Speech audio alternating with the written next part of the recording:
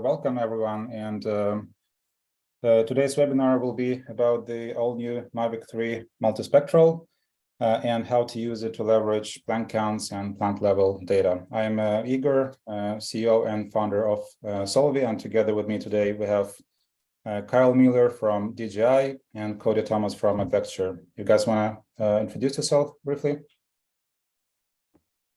Sure, happy to. And thanks a bunch, Igor, for setting up the webinar and having Solvi be able to host. Been able to watch the software really evolve over the years, and it's been really fun to see the effect that Solvi has had on the analysis that's been driven in agriculture. So my name's Kyle Miller. I'm on the solutions engineering team at DJI. I've been here for about a year.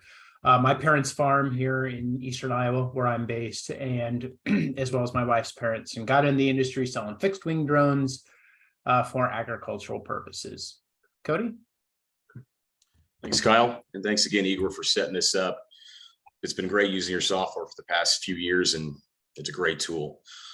My name is Cody Thomas. I am the VP of Business Development for Adventure. Adventure is a UAS distribution and solutions integrator. My personal background is also, just like Kyle, in agriculture. So I grew up on my family's rice farm in Northern California, grew up farming, grew up all around farming, specialty crops, permanent crops, and I've been using drones in ag since 2015. So this is a very special software. All of these specialty softwares have come a long way, and I think we have some pretty exciting material to show everybody today. Awesome, great. So before we continue, a few housekeeping rules. So this webinar is already being recorded. I've got a lot of questions by email, people who are not able to attend today. So this will be recorded, and we'll send out the link to the recording most probably tomorrow. So no worries there. And if you want to share it with your colleagues, you're most welcome to do so. Then you will probably have a lot of questions about the Mavic 3M, the analytics, the data collection. So post these questions in the chat here in the webinar. And after we're done with our presentations, we will have a Q&A session where we will try to answer as many questions as possible. Also, there will be a quick poll, just 2 questions after the webinar ends. So we'd really appreciate if you take 30 seconds and answer them. And last but not least, we will have a special offer if this is something that you're looking to get into in the near future, either acquire Mavic 3 Multispectral or looking for analytics solution. We'll have an offer in the end of the webinar, so make sure to stay until the end. So today's agenda, Kyle will start with giving us an overview over the Mavic 3M hardware and other capabilities overview. Cody will then continue with the data collection part. So we actually got together with Cody a couple of weeks ago in California and been collecting imagery with Mavic 3M over broccoli and tomato field. So that's what we will use as our examples today. So Cody will share some background on how we did that and things to consider. And then after Cody, I will take over and show how to process this data into the orthomosaics, and then use the different analytics tools to generate the counts, and then also the plant level data. And as I mentioned previously, after that, we'll have a Q&A session. So again, post your questions in the chat there, and we'll make sure to answer as many as possible. All right, but I would like also to give a quick overview of Solvi and some background. So I'm the founder of Solvi, founded back in 2015. I have technical background, have been working with GIS systems and maps for a lot of years before that, and really got into the drone space almost exactly 10 years ago when I got my first Parrot AR drone. Then I played around with 3D robotics, Iris Plus, but then in 2015, I finally decided that I want to do a product that uses the drone technology. And before, previously I worked with the Swedish University of Agriculture as a consultant. And it turned out that they have been using drones since 2005. So we're really early adopters. And it turned out that it was really tricky back in the day to take the drone imagery and make something useful out of it. So that's kind of how the whole idea for Solvi was was born, and we did a pilot project together. And in 2017, the first version of Solvi was released. And from there, we kept iterating over the feedback that we got from our customers. And plant counting, that will be today's topic, was one of the most requested features. So we kind of tackled it early on, and then just kept refining and improving it. We also extended Solvi with tools for the researchers. That's the statistics tool, and most recently added PlantAI capability, which is quite unique in the market. And I will show you that during my part of the presentation. And today, Solvi is used all over the world. Our main customers are in Europe and US, but we have literally in any other country out there. And just quick, like high-level overview what Solvi is for those who have never tried it before or used it. So at the bottom is the drone stitching and processing platform. So you can bring all your like imagery from almost any RGB or multispectral camera, and we even support thermal imagery. On top of that, we have performant map engine. So it's not uncommon that the orthomosaics that our customers generate are very large in size, and they want to efficiently share them with clients. So we can do that. I think the largest ortho that I've seen was like 120 gigabytes of data. So you can imagine can be tricky to share with others. But then PlantAI tool that we will cover later in the presentation is really the core of our analytics. And that's the tool that essentially allows you to identify different things in the imagery. So identifying plants is one thing, but we see our users using it for different other applications, like identifying weeds, different varieties of different species, and so on. And this tool really powers all other tools, so the plant counts, the zonal statistics, and the plant health maps, like more like field level analytics. So with that, I would like to hand over the word to you, Kyle, for an overview of Mavic 3M. Sure thing. Yeah, let's go ahead and dive a little bit into hardware, and then we'll get into the software piece. If we look historically of where hardware has been when we talk about drones and multispectral, it's come a long way. If we look about a decade ago, the majority of use was either putting multispectral on manned aircraft or modifying point and shoot cameras and putting in a near infrared notch filter and just not getting the highest quality of data. You see products like Tetracam that were big and heavy to be able to capture accurate data. But as the products have evolved, we've gone from big heavy payloads, modifying our own cameras, to being able to buy third-party sensors and then retrofit those onto DJI drones, which has been a big lift within the multispectral vertical. But to have something that is completely it's all-in-one solution, be able to focus on capturing plant health data, is kind of that next step that we have seen. Now, the Phantom 4 multispectral that was released, I believe, in 2019. That was the first go from DJI, having multispectral, having it all on a gimbal, having it all that payload attached, fixed to the drone, where everything's all embedded. We saw a lot of successes in capturing the Phantom 4 multispectral data, but this, with the Mavic 3 multispectral being the newer or the newest iteration, we did a lot of improvements that clients and customers are asking for out of that Phantom series. And so overall, what does that lead to?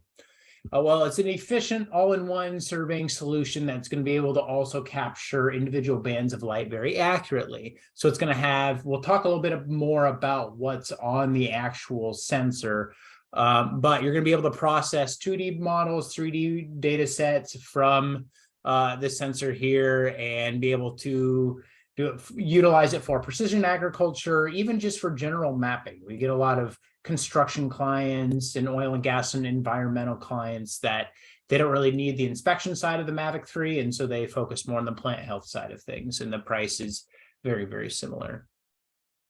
When we actually get into the highlights, overall, it's a much more compact and portable design even than the Phantom series.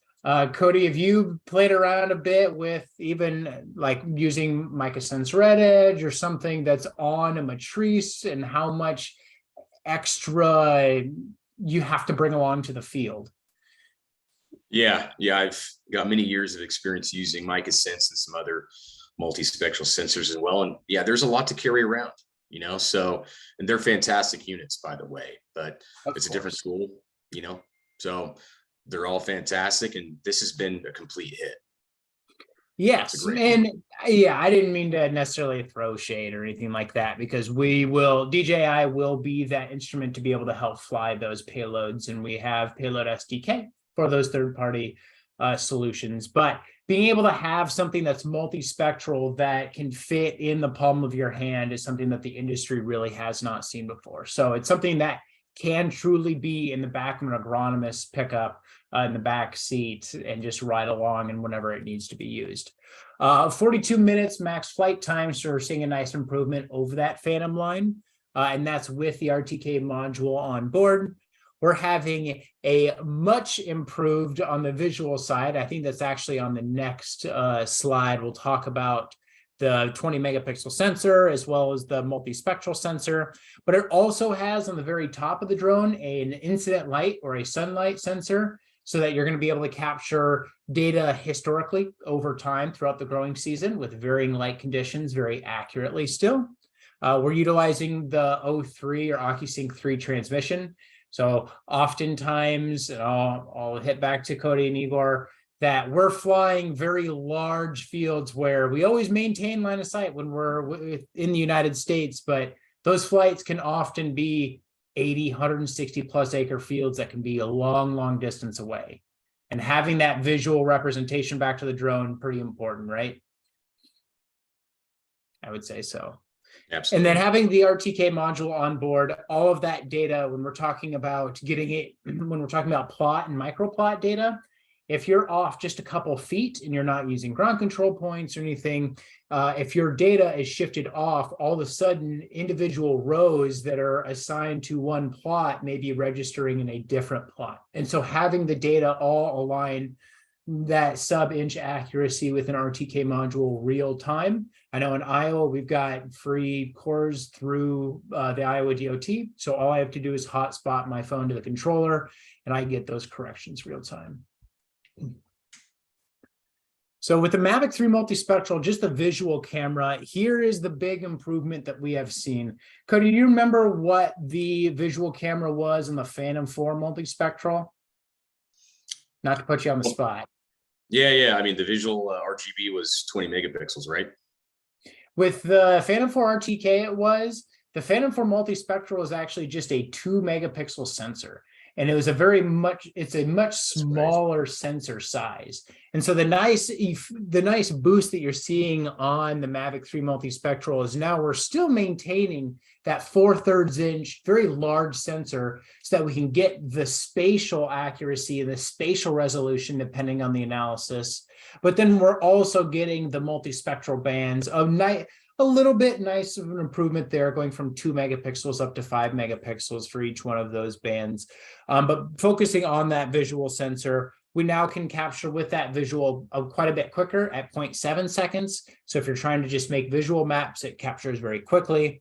And the actual large pixel size on the sensor just makes, for example, stand count. If you're trying to get very high resolution maps and getting as many pixels on that plant to be able to identify it, that overall really helps having high megapixel and high sensor size.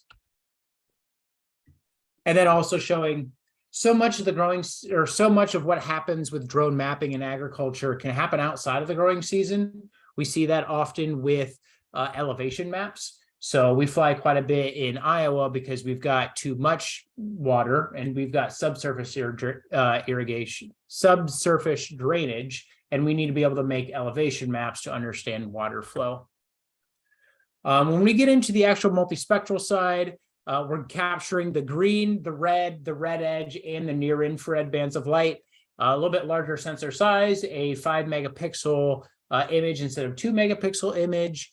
Now we are dropping the blue band there. We just found overall comparative to having a larger sensor size on the visual, as well as the value that the other 4 bands capture. Blue tended to be the one that was easiest to drop. So overall, we're having very accurate capture of those specific bands of light with that large visual sensor.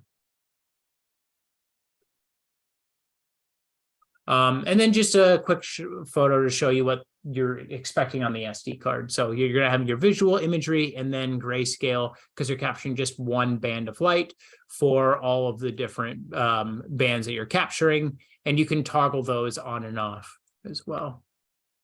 And then you're going to be able to process those into different vegetation indices. We're going to focus more with Solvi on what that looks like in their platform.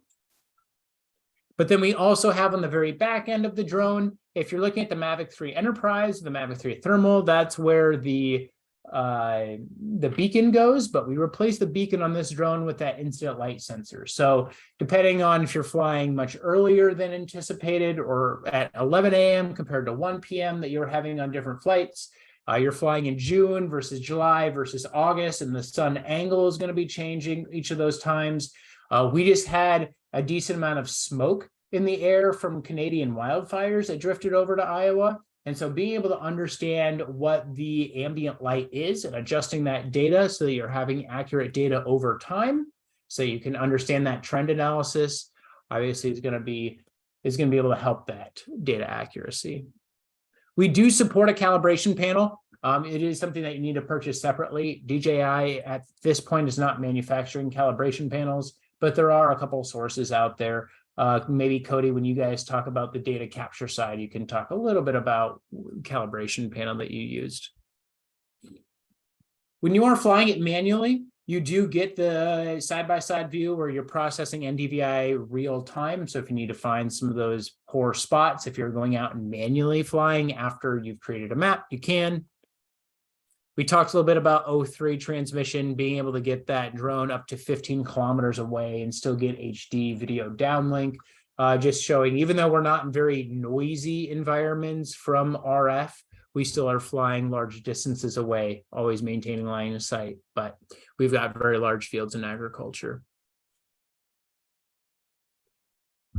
And I'm going to go ahead and wrap it up here. We've talked before about the multispectral side, and I just want to focus more on Solvi and what you can do with the data. So wrapping up with the accessories, with every Mavic 3 multispectral, you're getting the RC Pro Enterprise. So that's a dedicated Android controller or Android tablet embedded into a controller. And so very high peak net brightness. You're going to be able to charge that via USB-C. It's got mini HDMI out, so if you need to get on a bigger screen. And then obviously we talked about the importance of RTK beforehand, especially when we get into plot and microplot analysis. And so being able to have that RTK module included in the box so you're capturing accurate data, very, very important. But at this point, let's talk about the data that was captured with an M3M that Cody had out in California, and then talk about getting that data into Solvi. Absolutely. Thanks. Appreciate that, Kyle. And yeah, I got to say, I have not spent really any time with the old Phantom 4 Multispectral. I actually just retired my Phantom 4 Pro, and I ran all the flight logs through air data, and I have a little over 700 miles total flown on that bad boy. Fantastic unit. Great Yeah, work. and that was the setup of Phantom 4 Pro. And if you're going agriculture, do a 3D printed mount with the Mica Sense Red Edge or the Sequoia on there as a dual purpose drone. Yeah, great It's drone. hard to beat. It's hard to beat. So I'm sure a lot of our viewers today are very familiar with the Phantom 4 Pro lineup, or even the Phantom 4 Multispectral. Great units. And yeah, let me jump in here and share my screen. And we'll get into our project.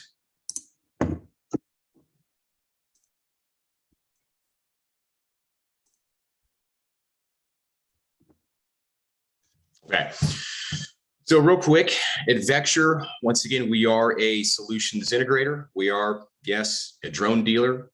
We're very agnostic, but I have a lot of experience with DJI like everybody else. And in this case, the Mavic 3 Multispectral was used out there on that tomato field and the broccoli field. You know, we flew a handful of things, and as soon as the Mavic 3 Multispectral was released, it's once again been a huge hit. A huge hit. I've never seen so many growing operations buy drones and start to do this themselves. You know, so I get to kind of be on the front lines and see who's acquiring these, who's using them. We're seeing some very interesting things. We never really saw this before with other units at this scale. So it's been very impressive. And just to highlight, I've spent quite a bit of time with this craft on not just tomatoes, broccoli, but on wine grapes, almonds, and a handful of other crops as well. And the data has been very good. So I've been very pleased. So precision agriculture really started in the 80s, you know, with the advent of using satellite imagery for kind of broad crop analysis. You know, but there's a lot of limitations with satellites, a lot of limitations with manned aircraft, and a lot of limitations with drones, right? There's no magic wand. They all complement each other very well. So if you can see here on my screen, you can see the Mavic 3 Multispectral kind of at the bottom of the screen. Below is obviously the field, and you can kind of make out these tomato plants. These tomato plants were just transplanted about 2 weeks before we flew. They're quite small. So if we wanted to get plant counting historically, well, you'd have to manually count them, right? Not very efficient, but still done in many, many places. Very laborsome. You can't do that with satellite imagery because the resolution isn't there. And no matter what, resolution is your best friend overall, right? So manned aircraft would have a tough time with this, but this is a great tool for a drone.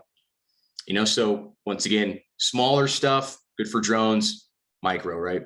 Macro, great for satellites, manned aircraft and whatnot. It's like, I like the analogy of taking a scalpel instead of a butter knife. You know, if you wanted a butter knife and swap over a large area, you'd use some satellite imagery.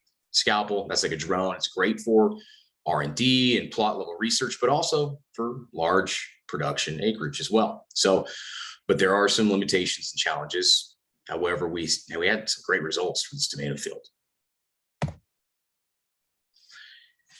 So we're pretty much highlighting in this webinar here, plant counting and sizing, and Solvi does a fantastic job of doing that. And the reason why plant counting and sizing information is quite useful is because, well, we get to ensure plant density in a given area and make sure that there isn't any overcrowding in certain areas. You know, we want to make sure we get a handle on weed pressure. We want to be able to understand where we have thin canopies, thin zones of plants. This will help with yield estimation. It might give some insights into disease and pest pressure. And overall, with Solvi, it's digitally archived. So it's measurable from not just throughout the year, but from year to year.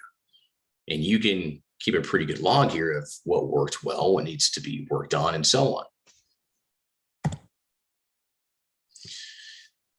Igor is going to get into this here in a few minutes, but I wanted to show you guys a screenshot here of a zoomed in photo of these plants. And each plant here has a little polygon around them. This is created by Solvi's AI. And if you see the numbers there, that's the diameter in centimeters. So the red polygons around these plants here are the smaller plants, yellow or a little bit larger canopy. And so we get a pretty good understanding for to zoom out, which Igor will show us in a little bit, where we have larger plants compared to smaller plants. We can kind of see certain patterns out there. Sure, you can get a lot of information from health analytics. Yes, of course, that's great. But once again, it's very, very helpful to have plant counting and plant sizing information. Now, as soon as the plants grow a little bit larger, it's going to be pretty tough to get accurate plant counting, right, when it's a closed canopy field. But nonetheless, after a newly transplanted field, it's great to see how everything's looking out there. Hey, do we need to do a replant? Hey, there's a transplanting issue over here. We should take a look at that. Do we need to go replant? And so on and so forth. So it's a great tool. Here's a little photo of the plants. They're very small.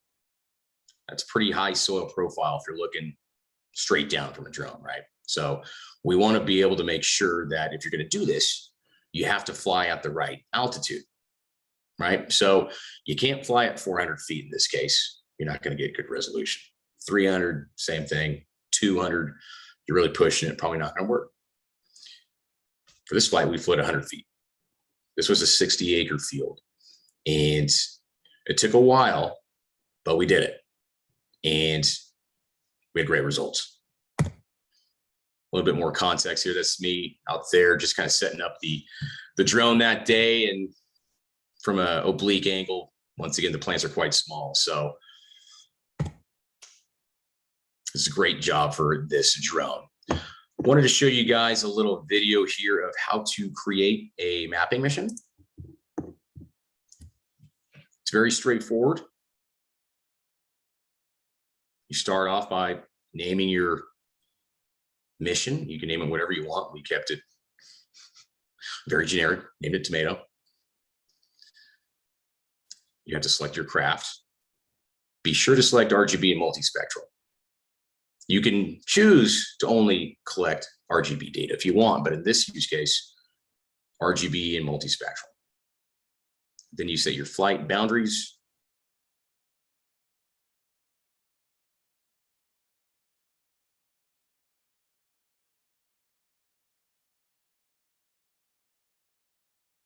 As you can see, there's a list of things here.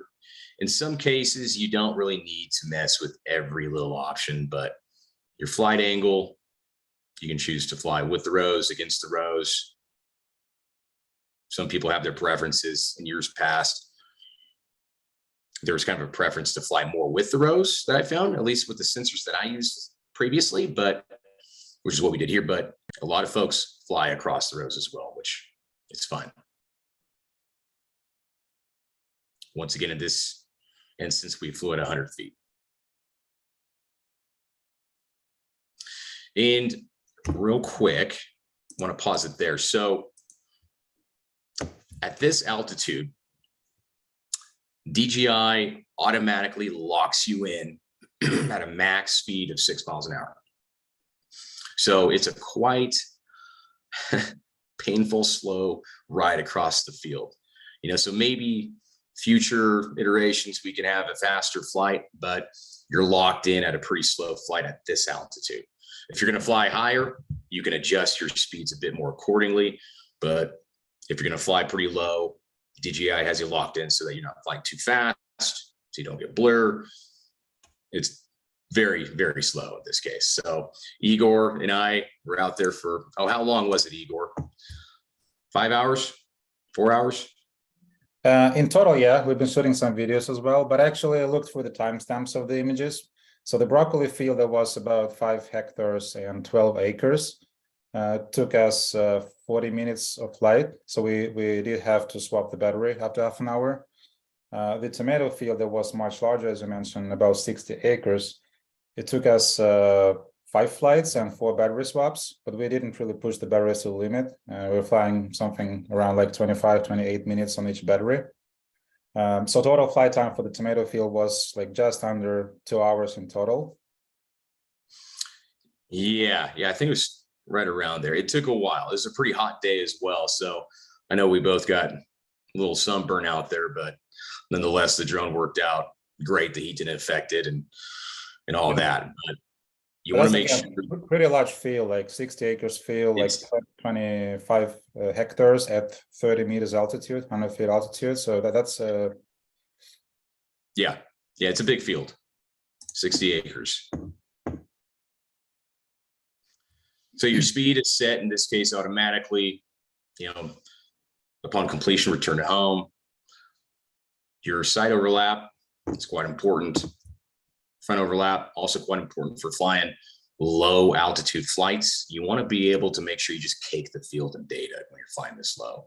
You know, essentially you got to really give these softwares enough ammo to work with to do all the stitching and make sure they have enough information to be able to not just stitch, but accurately get the right data from not just the RGB, but the multispectral as well.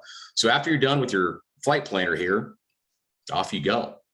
And there is one option that I really recommend you guys toggle, and that is the de-warping option.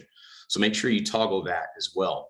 If you don't do the de-warping, you might get that little vignetting, that fisheye thing. Maybe Kyle can talk about why that might be useful, but I usually toggle de-warping. I mean, yeah, that's a tough one. I typically am the other way around when it comes for mapping. If you are wanting to eliminate the vignetting of the image, then that's really the only way you're going to be able to do it live. Typically when you're stitching, you're not going to be using the edges of the imagery anyway. And so just know that you probably, either way that you toggle it on or off, probably isn't going to cause drastic issues either. So you should be fine.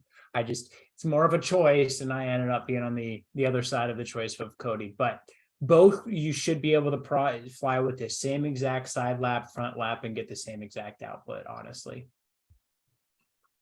Thanks, Kyle. Perfect. So after you set all these parameters, off you go. You collect the data. The camera's going to trigger. Once you're done, pull the SD card. And in this case, we upload it to Solvi, and Igor can take over and share some of the data that we captured. Right. So I will take over the screen here. Okay. And you should be able to see it now. All right, so yeah, so these are the 4 data sets that we've collected. So RGB and multispectral data for broccoli field and for tomato field. So we'll use here in the beginning RGB data from broccoli field as an example. It was smaller. So again, just want to give as many numbers as possible here, so you kind of get the understanding of what it's going to look like when you fly the drone yourself. So 5-hectare field, 12 acres. We did a flight that was 40 minutes long and collected about 1,227 images. That's RGB images.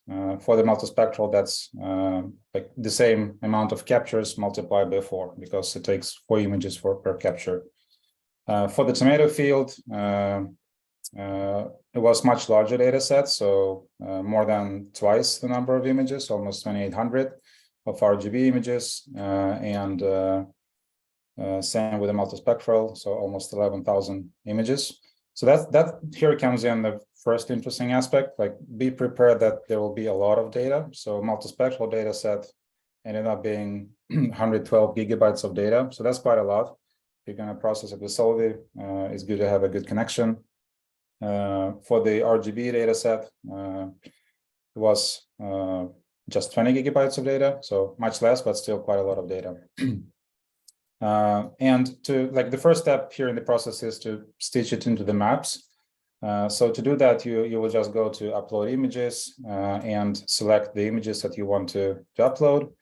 And this is actually a step that we have done also while in the field. It's good to do the quality control. Like sometimes there can be some issues with hardware, or like it can be too hot or something, and the captures will fail.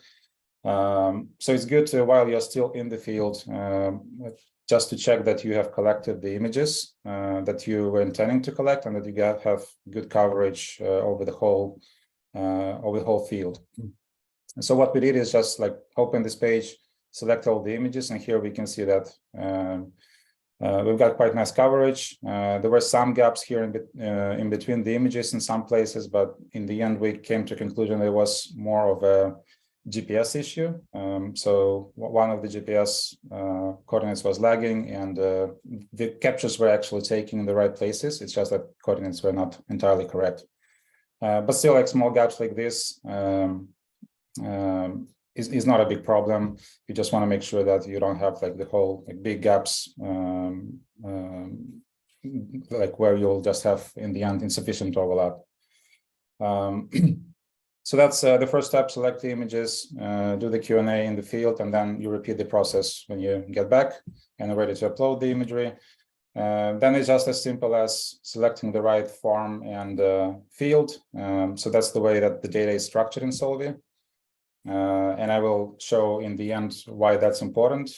Farms can be shared with clients, so it's important to put the data in the right farm. And then just some additional metadata, like, for example, what kind of crop it is, so you can see it later. If you process a lot of data sets, it's important to kind of see which crop is which. And then there are a couple of other options here, like Express Upload, which we haven't used in this case, that will essentially scale down the imagery before uploading. So if you have slow connection, I want to generate the map quickly, you can toggle that, and then the upload process will take much less time, but obviously that will come at a price of lower resolution.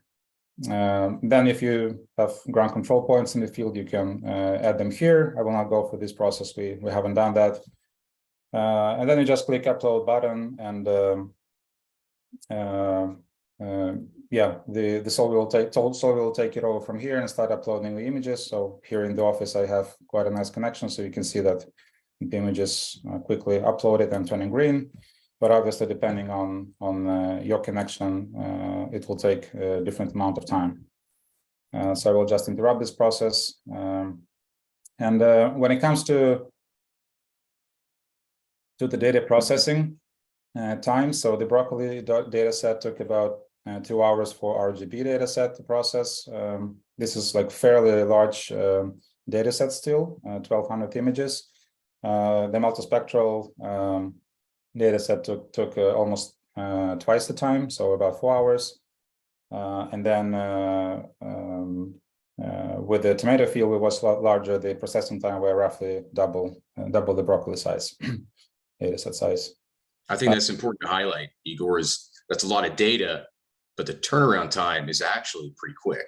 Yeah. You know, so for uploading it to a cloud, that's pretty fast. Exactly. Once the data is processed, users get the notification, and then you can go in and start looking into the data and start analyzing it. So this is the tomato field, that large one, 60 acres, stitched into the orthomosaic. So we can see some details about that data set. So the altitude, 30 meters, the area, 50 hectares. It's inaccurate here actually because the boundaries were not cropped. But as we mentioned previously, it's about 60 acres. So we flew at 30 meters and we got the GSD of about 0.85 centimeters per pixel, which is pretty good for this kind of use case. So if we zoom in here, we can see all the plants here. There were quite a lot of weed patches as well in the field, which I will show in a second how you kind of walk around them. Here at the bottom, we also see the second data set that was collected. So the multispectral one.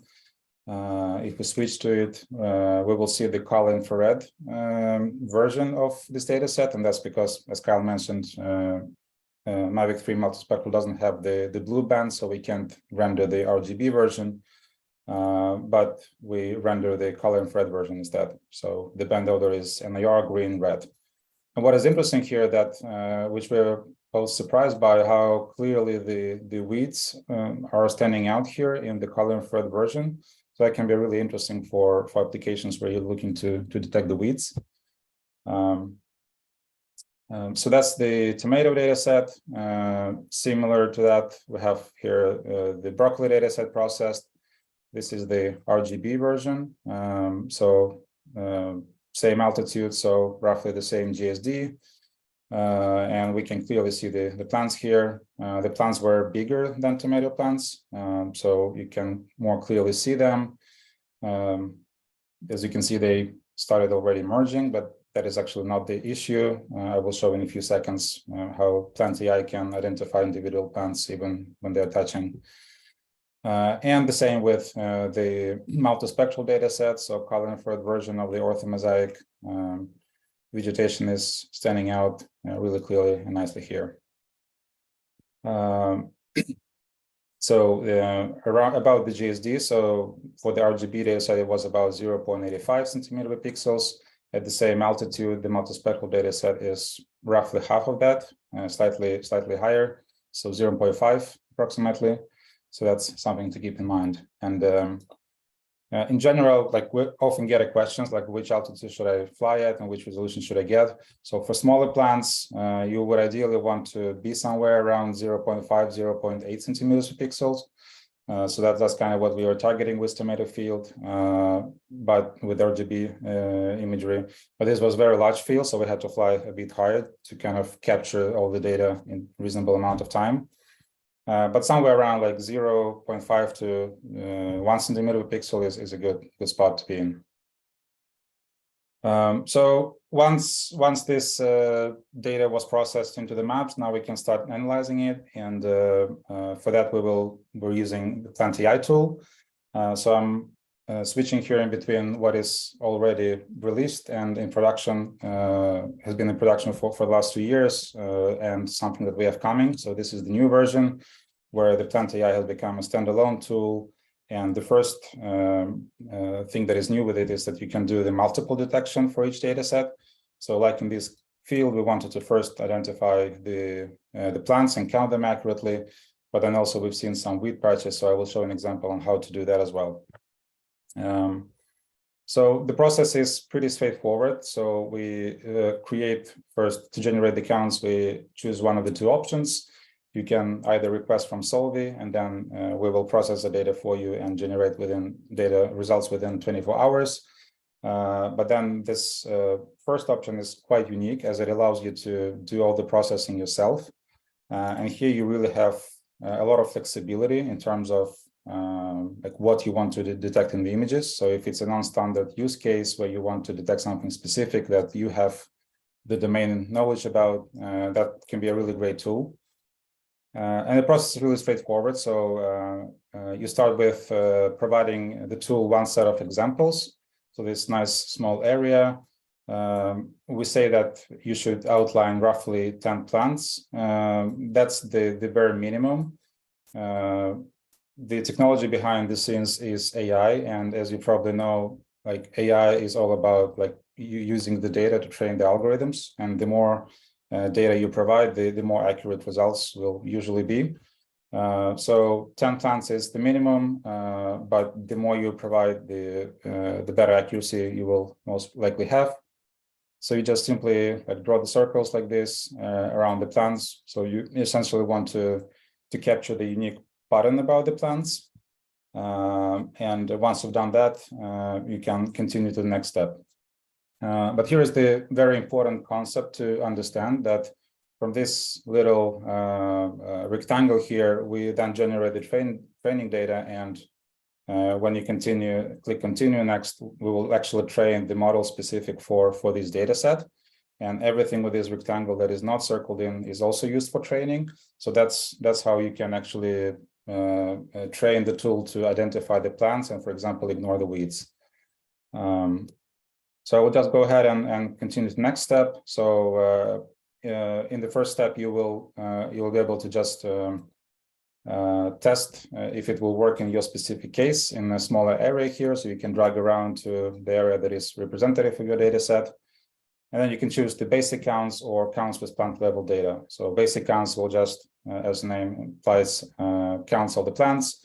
With plant level data, you'll be able to calculate additional metrics like diameter, area, different plant health proxies like MDVI and DRE index and so on. And then you just click detect the plants, and that's when the training starts. And then you will get to see in a couple of minutes the results. So when you start with a small area, it's usually a fairly quick process. We should have the results in a couple of minutes. But I will skip forward here to the next step. Once you've like done the first iteration and then decided to, okay, now I want to go and go on and identify the plants in the whole field. Then you will get in this iterative process where you run the first iteration with the first set of results. Then you will set of examples, sorry. Then you will get to see the results. So that's the dots here in the map. And then if the results are not good, you can actually improve the accuracy by adding more examples. So if some plants are missed, you add another area of examples there. If there are some weeds identified as plants, you can add more examples there. And you always get to see like the latest and the previous results, so you can see if it's improving or not. If it's you're happy with the results, you did a quick review, you just choose one of these results and then proceed to the next step where you can actually analyze the generated data and classify by different metrics. If you're not happy, you can click provide more examples here. And here you can see different examples that I've used to generate these counts. So 7 sample areas. Like in this case, for example, this is how I trained the algorithms to ignore the weeds. So I included them into this blue box, but only circled in the plants. And this is quite a challenging example because you can see that there is not a whole lot of difference here between the plants and the weeds. So that's why it's often very important to get good enough resolution. So that there is some sort of unique pattern that you capture in the imagery that the AI algorithm can be trained on. But after a couple of iterations, like usually if it's straightforward example, you will, after 2 or 3 iterations, you will get reasonable results. And then you can move forward and essentially analyze the results. And by analyze here, I mean, you can start classifying the data. So these are all the counts that have been generated for this tomato field. And they are all here classified by diameter.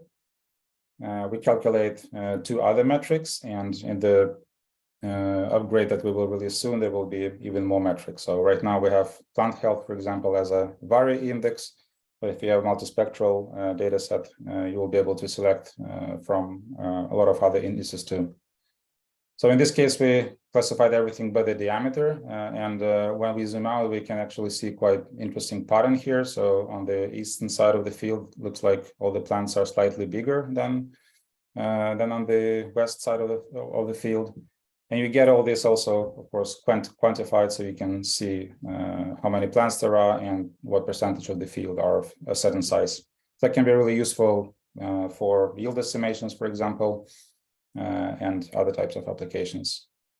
Then I mentioned briefly the weed detection. So this is the multispectral version of this data set, where instead of circling in the plants, I was circling in the weeds, and we can see here the preliminary results that I've got. It's probably not easy to see because it's kind of red on red, but you can see the outlines around the weeds, and you can see that almost none of the plants were identified. So that's pretty cool. So the same tool can be used to not only count the plants, but also identify the weeds. And as you may have guessed, it then can work as well on all types of crops. So customers use PlantAI tool to count corn, soybean, trees, different types of vegetables, and so on. So it's really can be customized to virtually anything. Just quick, just to show what the examples look like. So I was circling in here the weeds, but leaving out the plants, and that's how the algorithm is trained to ignore the plants and identify the weeds. Then a few words about the plant level data. So as I mentioned in the coming update, we will support more vegetation indices. So for this broccoli multispectral data set, we've calculated a whole bunch of indices. So not only NDVI, but also NDRE and GRVI. And when I toggle on the NDRE index here, I start seeing interesting patterns. We're yet to confirm that with the grower, if that's actually represents the reality of what it is in the field, but that kind of gives you an idea of how this data can be useful. So for every single plant that was counted here in this data set, the average NDRE index, like within the shape of the plant, was calculated. And then this tool just classifies them into 2 different classes and assigns a different color. And then we can clearly now see that everything that is yellow color is over here. It's all the plants with the values below 0.18, and everything in blue is everything above. So that's interesting. And then another interesting output is the plant distance. So that's also the upcoming feature that we will release soon. So from the detected plants, Solvi will then also kind of reconstruct the rows and then calculate all the distances between all the plants. So then you can use this thresholding tool to say, okay, like the plant distance between the plants should be somewhere around 25-30 centimeters, and I want to see where all the big gaps are. So then I set this threshold to 30 centimeters, and in the red color we now see the normal distances, which are within the targeted planting distance, and everything above is highlighted with yellow color is where the gaps are. So that can be also useful information to get a better idea of how successful the planting was, if there were any sort of issues, and where the biggest gaps are. So that's all the data that you can generate with PlantAI. So first identify the plants and then calculate a bunch of different metrics. And then finally, the last step is to share the data. So here we have a few different options. We can download the plant counts as a shapefile. So if you want to do any further analytics with the data, you can just get the raw data. And here I have a shapefile with the detected plants open. You can also generate the PDF report. So I have it open here in another tab here. So essentially where you can select which pages you want to include. So the orthomosaic, the plant counts map with a selected metric, the zonal statistics, that's the tool that I didn't show, but that allows you to kind of split the fields into different zones and then calculate, for example, plant density, and then just quickly and easily download this as a PDF. And then the one interesting other sharing option is, as I mentioned in the beginning, so this structure in farms and fields. So within this farm, I have uploaded these two data sets. And if I were to provide the service to a client, for example, a grower, I could then go in and just generate a unique share link that is hard to guess. And then you can just copy it and email to the grower, and then they will have the access to this data and can view it. And so you don't have to kind of send around different files. And to be honest, like, it would be impossible in this case because the orthomosaics are just so large here. So that's like a lot to cover in a few minutes, but hope that gives the overview of the process, how to take the raw imagery to the maps, and then to extract the plant level data with it, and then share it with others. And with that, I would like to open up for the questions. Perfect. Yeah, I'm happy to kick a couple your way that we've seen so far. Kind of just starting at the top. Asking me, is there an OEM calibration panel? And what's the official line from DJI on sensor calibration? And Cody, about a little bit more about what you guys did. Googling around, I have found a couple different sources. Centera makes a panel that's going in and out of stock, but I found it in stock more often than not recently, so that's been good. I've heard of people using MicaSense panels, and I think that's what Cody, you guys used. But then also there's a couple other drone rental companies that are doing some other calibration panels. So I know that it works. I know you can do it with Terra. We don't have a good article that's in English at this point, but I'm looking to do one hopefully soon. Yeah, they are very hard to come by right now. So stock goes in and out from Centera, MicaSense, and so on, which is what we used, MicaSense. So it might take a little bit of research tracking one down, but you should be able to find one if you can, and I would definitely recommend it. So when it comes to Solvi, like, we support MicaSense panels, all the versions, and then also Parrot Sequoia. So they used to come with a panel as well. So Solvi will identify those panels automatically and use them for calibration. But you can also, of course, like, use just the information from the sunshine sensor if you don't have a panel. And that kind of leads me to the next question. And it's a hard one because it's kind of a gray area. Is the radiometric calibration performed by the luminosity sensor enough to carry out temporal analysis, or is the calibration panel still necessary? From DJI standpoint, it is not necessary, but when you're running it through Solvi, I guess maybe I'll let Igor speak to it. Right. So, like depending on the different scenarios, like I would say, like it's better to use both. That can produce more reliable results, just in case, like with the sunset sensor, there can be some issues sometimes, like flying drone at the wrong angle or something like that. That can skew sometimes the data that is recorded by the sunset sensor. So using the panel and sensor can be like a more safe approach, I would say. But we've seen also a lot of customers just like using Phantom 4 Multispectral or the new Mavic just with DLS and just getting very good results. Sounds good. Next question. I couldn't get the Mavic 3 Multispectral to fly below 25 meters when using terrain follow mode. I found this too high for a vineyard survey as far as the resolution. Is the only way to fly low or not to use terrain follow mode? Good question. Using the real-time terrain follow should support down to 30 meters. So if you can get the resolution you need out of about a 100-foot flight, you can use that real time. And if you need to, you can go ahead and if you process an elevation map of the site, even if it's at 400 feet, you can load that digital elevation model back into the controller and use that as a base for terrain following, and that will allow you to fly down to 30 feet or 40 feet, the lowest with Pilot 2, but you can fly lower if you have a DSM or digital elevation model loaded in. Do you need DJI Terra to use the multispectral imagery? And what version of DJI Terra do you need?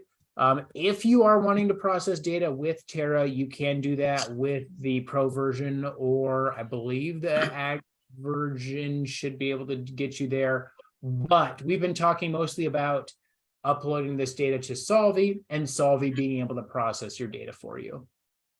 So you do not need Terra if you're using Solvi. Right. And then also, is it possible to use the photos from Pix4D Mapper? So Igor, you can also upload a pre-processed data set and then run the analysis through your Solvi tools, right? Yeah, exactly. So if you prefer Pix4, you can stitch locally and then upload to Solvi for analytics. Sounds good. There's another one down here. Would you recommend a high altitude for plants like agave, 50 plus or minus 50 centimeters diameter? We have about 120 fields that they need to fly, and time is crucial. That's also a tricky question. I'll hand it to both you guys. Yeah. There's some other similar questions as well. Some folks want to know, well, how do I fly 1,000 hectares? I think that's what, 2,500 acres or something. I might be off, but in that case, you're going to need more drones, in my opinion. I mean, that's a lot of acreage to cover. It depends on the plant. It depends on the size of the plant. At the end of the day, it depends on what your goal is. If you're looking for general health analytics, you can get away with flying a little bit higher, in my opinion. So that Solvi, in this case, we're talking about plant counting. You want to really cater to that software. For health analysis, I think that's obviously very important. You can probably fly a little bit higher. You're going to need more drones if you're going to fly a lot of acreage and if you're in a crunch.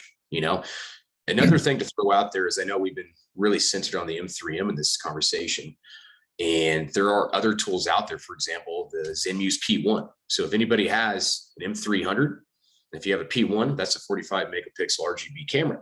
So you should be able to fly a little bit higher than what we were flying with the M3M.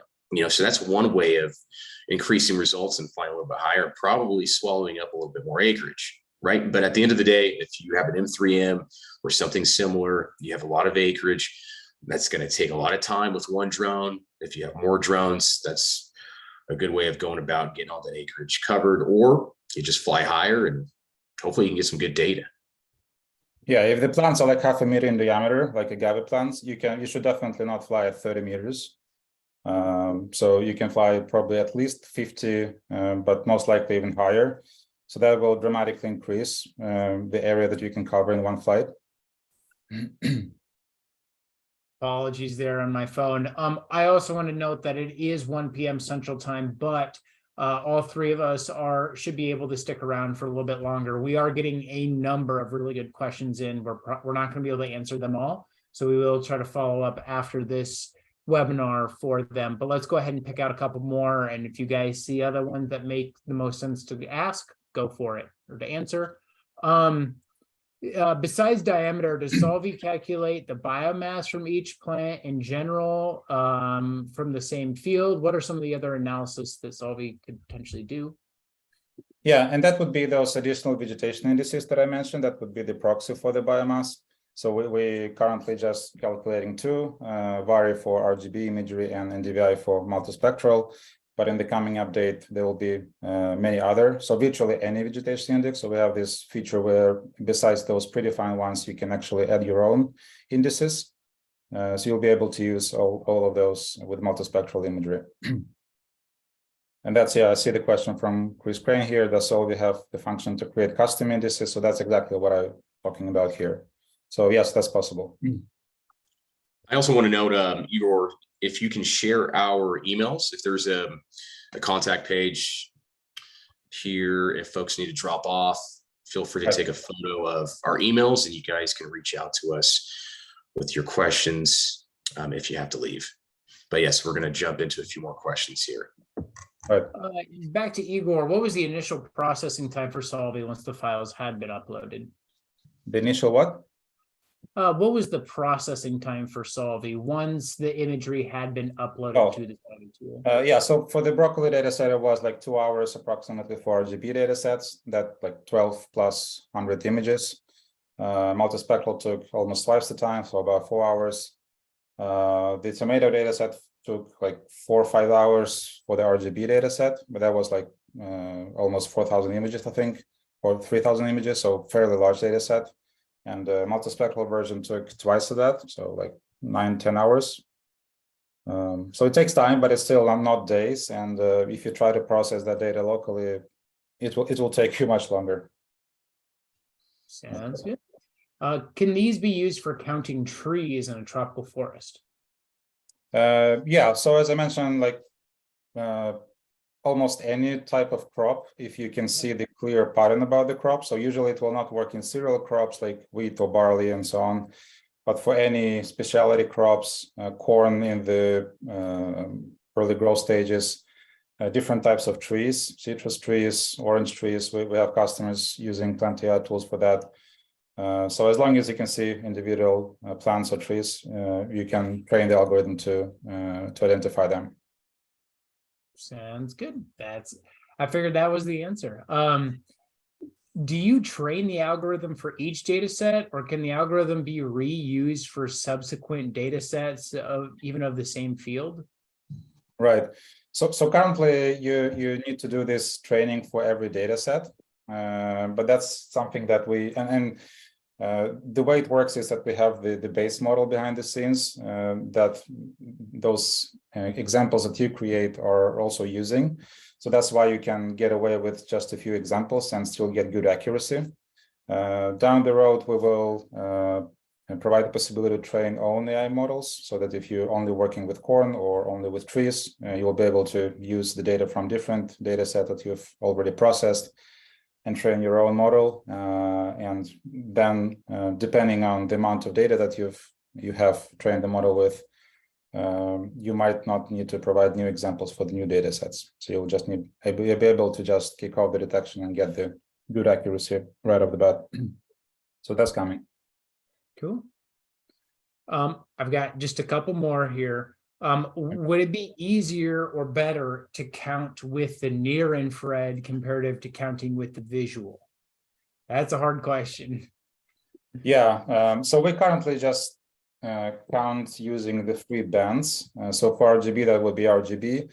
For the multispectral, as an example that I showed with the weeds, we will use color infrared version. So that will automatically use the NIR green and red bands.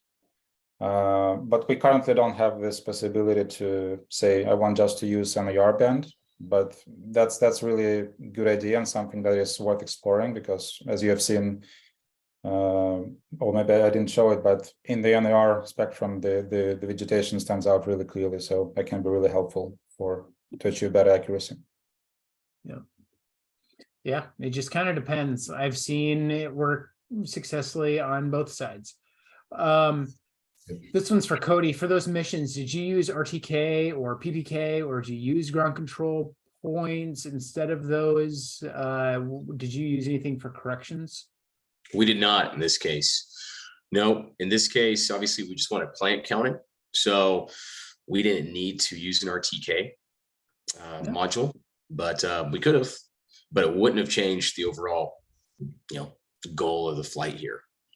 Exactly. If we were hypothetically, if this was a very large trial plot and we needed to track counts down to individual rows, that would be a good time to implement something like the RTK module and throw a couple ground control points out or checkpoints out. But for general counting, we don't need ground control points, and you don't need to have any sort of corrections. My Mavic 3 multispectral struggles with terrain follow often. I do not have an RTK base station, but do have the attachment on the drone itself. When I fly fields, it's not uncommon for the real-time terrain follow to cut out and for the drone to start descending down to 20 feet in some cases. Is there any way to fix this? You can feel free to reach out to me and I can try to figure out what's going on. Just note that the figure that you get at the very bottom is the altitude comparative to home. You will see a much smaller number that's correlates to the altitude that it's saying off the ground that the visual sensors see. But the larger number, yeah, it might drop down to low. I've had missions where I've flown down and it's gone to negative numbers because I'm actually flying lower than where I was taking off from. And so just be careful that maybe the 20 feet is not actually 20 feet off the ground, but if it is, feel free to reach out to me and I can try to help.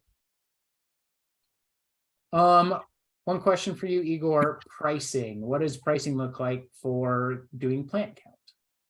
Yeah, it's pretty straightforward. So $1 per acre for the basic counts and $2 per acre for counts with plant level data. And then depending if you have pay-as-you-go plan or a yearly subscription, there is a minimum. So for pay-as-you-go is $50. For with subscription, it's $25 fee minimum. But yeah, there is information about that on our pricing page. So if you just go to solvi.ax/pricing, you will see those details. But also feel free to reach out to me if you have any questions.